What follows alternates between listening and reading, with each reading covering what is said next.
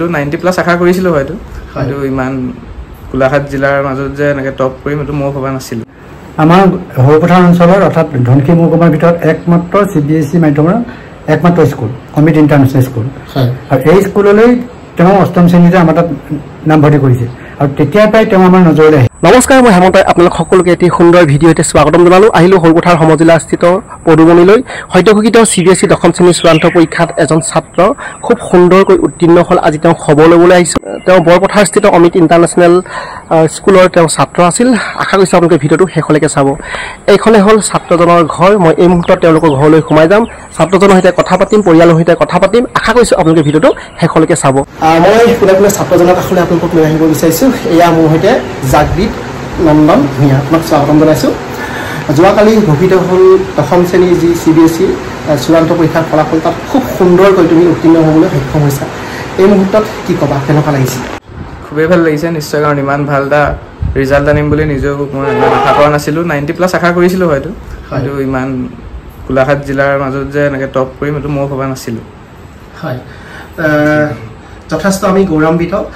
এতিয়া জানিব বিচাৰিম তুমি কেনেধৰণে পঢ়া শুনা কৰিছিলা, অৰ্থাৎ ষ্টাডি তুমি কেনেধৰণে পঢ়া শুনা? যেতিয়া আমাৰ মানে দশম শ্ৰেণীৰ ক্লাছ আৰম্ভ হৈছিলে সেইকেইদিন স্কুলৰ পৰা আহি ধৰি লওক 4-5 ঘণ্টা পঢ়া হয় দৈনিকভাৱে, সদায় পঢ়োঁ আৰু বেছি দেৰি স্কুল খুলিলেতো পঢ়িব নোৱাৰে, কাৰণ পিছদিনাখন স্কুল থাকে, আকৌ টোপনি ক্ষতি হ'লেও বেয়া হয়। কিন্তু পিছলৈ যেতিয়া প্ৰি বৰ্ড শেষ হ'ল তেতিয়া দিনত হয় এৰাউণ্ড 8-9 ঘণ্টামান হৈ যায় আৰু এক্সামৰ সময়ত আৰু বেছিও হৈ যায় কেতিয়াবা। হয়, তোমাৰ পাৰ্চেণ্টেজ কিমান? 98.6 ন? সুন্দৰ। তোমাৰ কাষলৈ আহিম। এই মুহূৰ্তত জাগৃতৰ পিতৃ আছে, মই তেওঁৰ কাষলৈ আপোনালোকক লৈ যাব বিচাৰিছোঁ। আপোনাক স্বাগতম জনাইছোঁ। নমস্কাৰ। হয়, আপোনাৰ সন্তানে খুব সুন্দৰ এটি ফলাফল দিবলৈ সক্ষম হ'ল, আমি যথেষ্ট গৌৰৱান্বিত।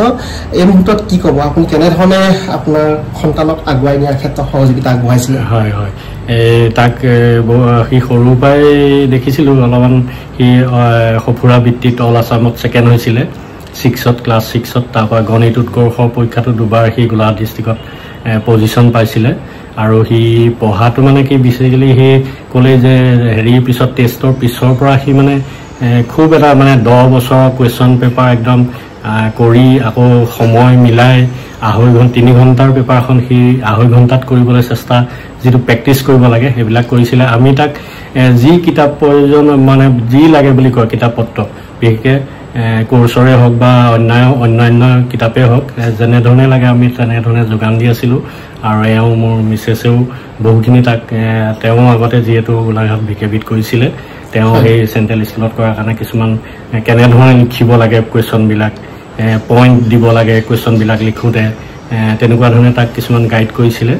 গতিকে আৰু স্কুলৰ শিক্ষকসকলৰ প্ৰচেষ্টাটো মই স্বীকাৰ কৰিবই লাগিব। তেখেতলোকে গোটেইকেইজন শিক্ষকে অসমীয়াৰে হওক, ইংলিছৰে হওক, মেথছৰে হওক, ছায়েন্সৰে হওক, গোটেই আৰু প্ৰিন্সিপাল মহোদয় আৰু তেখেত আমাৰ মেনেজিং ডাইৰেক্টৰ মহোদয়ে হওক, গোটেইখিনি এটা আগৰ পৰাই আমাক মানে ভাল এটা পজিশ্যনলৈ নিবলৈ তেখেতলোকে চেষ্টা কৰি আছিলে, গম পাইছিলোঁ।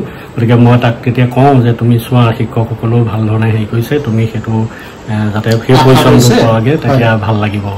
সেইখিনি মই ভাবিছিলোঁ। গতিকে মই শিক্ষকসকলক মই ধন্যবাদ জনাইছোঁ, ভগৱানৰ ওচৰত চিৰকৃতজ্ঞ, আৰু ৰাইজৰ আশীৰ্বাদ লাগিব। তাক এতিয়াও কওঁ যে তুমি এইটো বহুত কিবা এটা হোৱা নাই, এতিয়াও বহুত আগবাঢ়িবলৈ আছে।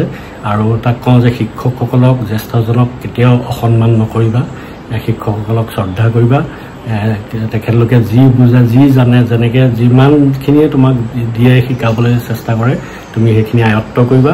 এনেধৰণে ভগৱানৰ কৃপাত বা ৰাইজৰ আশীৰ্বাদত এনেকুৱা এটা পাৰ্চেণ্টেজ, মই এনে 95 মানৰ ভাবিছিলোঁ আৰু, কিন্তু এইটো পাই খুবেই সন্তোষ প্ৰকাশ কৰিছোঁ। ধন্যবাদ। হয়, সুন্দৰ। এয়া আছিল জাগৃতৰ পিতৃ। সঁচাকৈ যথেষ্ট গৌৰৱ অনুভৱ কৰিছোঁ আৰু খুব সুন্দৰ এটা ফলাফল দিয়াৰ বাবে মই শিক্ষকসকলকো মই ধন্যবাদ জ্ঞাপন কৰিছোঁ। অমিত ইণ্টাৰনেশ্যনেল স্কুলৰ এজন শিক্ষক আছে, জাগৃতৰ শিক্ষক, তেওঁৰ কাষলৈ আপোনালোকক এই মুহূৰ্তত লৈ যাব বিচাৰিছোঁ। আপোনাক স্বাগতম জনাইছোঁ। ধন্যবাদ। হয়, আপোনালোকৰে ছাত্ৰ জাগৃত খুব সুন্দৰ এক ফলাফল দিবলৈ সক্ষম হ'ল। শিক্ষক হিচাপে এই মুহূৰ্তত যদি সুধো কি ক'ব? প্ৰথম কথা হ'ল আমাৰ হৰপথাৰ অঞ্চলৰ অৰ্থাৎ ধনকি মহকুমাৰ ভিতৰত একমাত্ৰ CBSE মাধ্যমৰ একমাত্ৰ স্কুল অমিত ইণ্টাৰনেশ্যনেল স্কুল।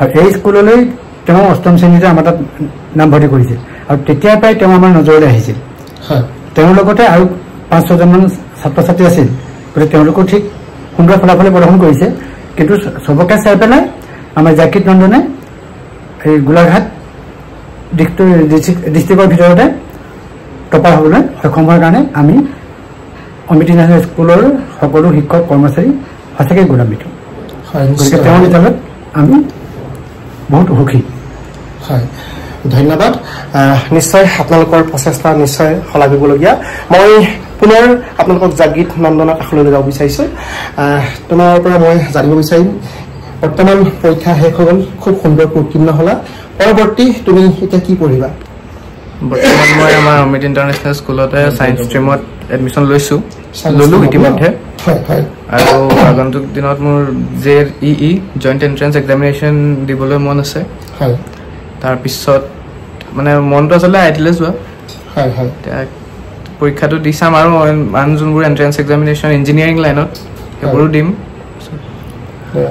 নিশ্চিতভাৱে তোমাৰ আশা বাস্তৱত পৰিণত হওক মই তাকে কামনা কৰিছোঁ ভিডিঅ'টো দীঘলীয়া নকৰোঁ পুনৰ নতুন এটা ভিডিঅ'তে লগ পোৱাৰ প্ৰতিশ্ৰুতি হেমন্তই আপোনালোকৰ পৰা বিদায় লৈছোঁ ধন্যবাদ